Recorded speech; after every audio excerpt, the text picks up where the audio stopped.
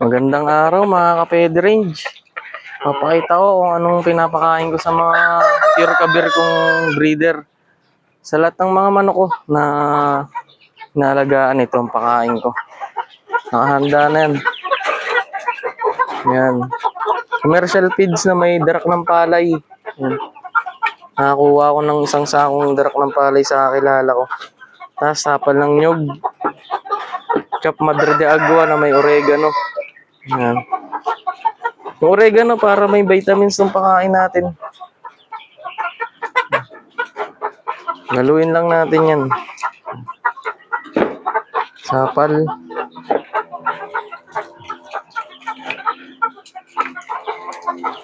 Verde agua.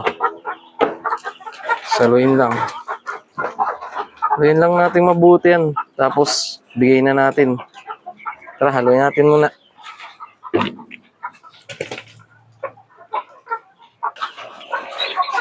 Ganito yung tsura ng mixture niyan. Oh. Diba? Ang ganda. Pangmaramihan na to. Kaya kung marami ang alaga mong manok, gayahin mo na lang to. Sa akin, effective to sa mga, kahit sa mga nangingitlog na manok. Tsaka lalagyan ko to ng apog. Hindi pa lang dumadating yung apog na in-order ko. Ngayon darating yan pero hindi dumating. Yan. Tara, pakain na tayo. Ito, 2 months. 2 months na to mga to.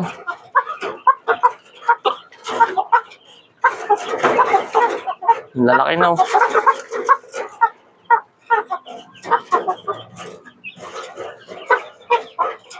Laki lang yan sa gantong pakain.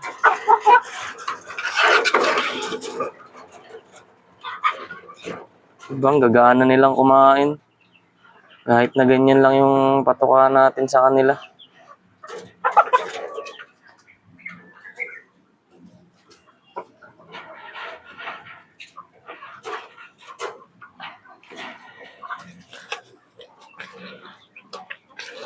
Tara, sa loob naman tayo.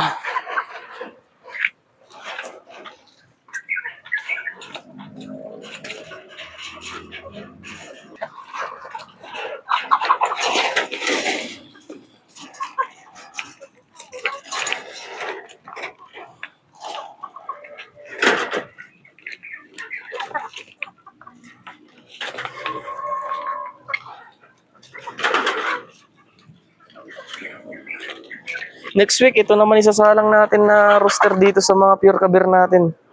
Papalitin ko naman sila. Kada linggo, magpapalit sila.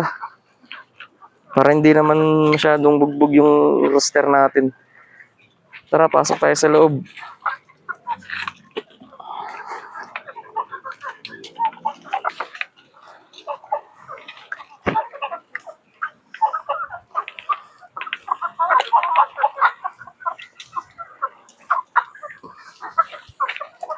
Dito naman tayo. Ito yung mga pure kabir ko. Lalaki niyan. Kahit na ganito pa rin yung patuka ko, dire-diretso pa rin sila mga itlog. Mamaya papakita ko yung itlog nila. Eh.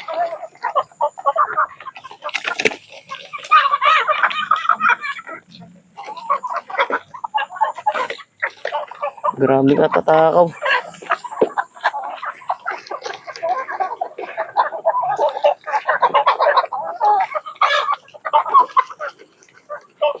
Mas maganda to kung may apog para mas maganda yung shell ng itlog nila. Pero dapat yun, ang paglagay ng apog, hindi masyadong marami. Saktuhan lang din. Mga 1 kutsara lang sa halo dito sa patuka natin. Kasi pag nasobran yun, masama rin sa kanila yun eh. Tara, doon naman tayo sa maliliit. Ito baka sa mga susunod na linggo, pakawalan ko na rin to dito. Malalaki naman na sila eh.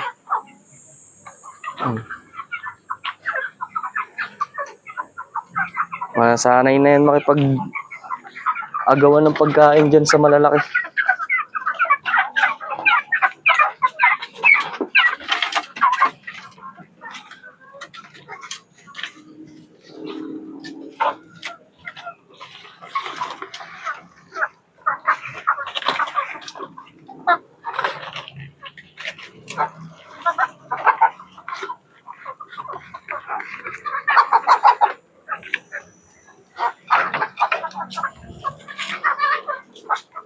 Pasok naman tayo dito sa kanila. Nagkakagulo na.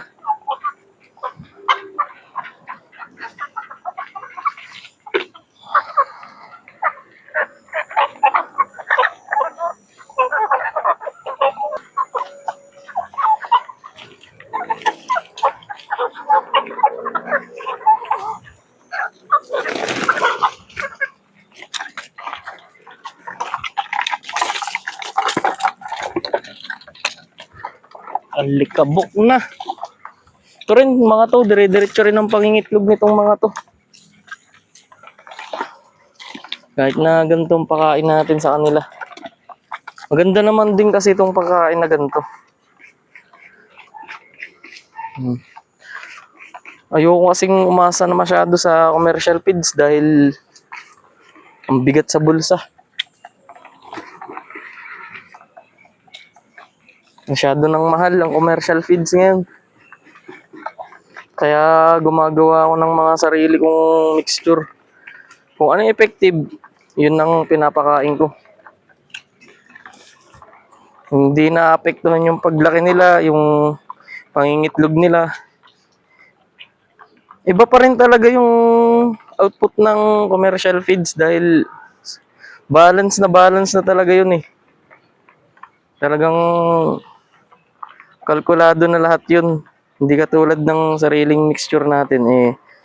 Tayo lang naman yung gumawa. Kaya yung production nila eh hindi kasing ganda ng commercial feeds pero sumasabay pa rin sila.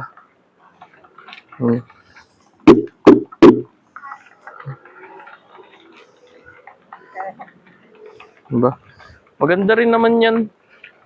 Tipid pero maganda. Tignan natin yung itlog nila.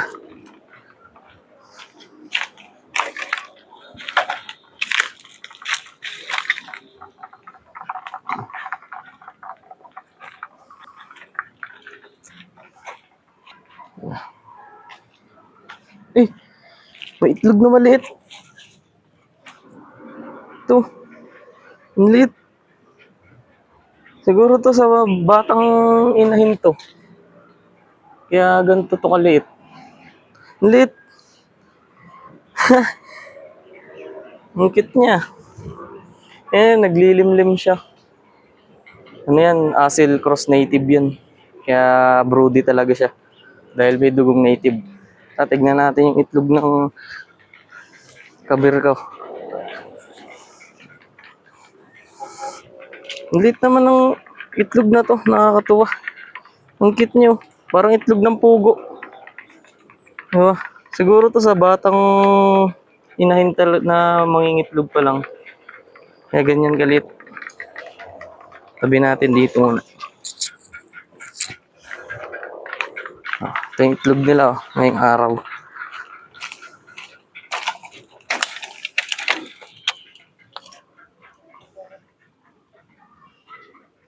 Ayan o. Meron, di ba?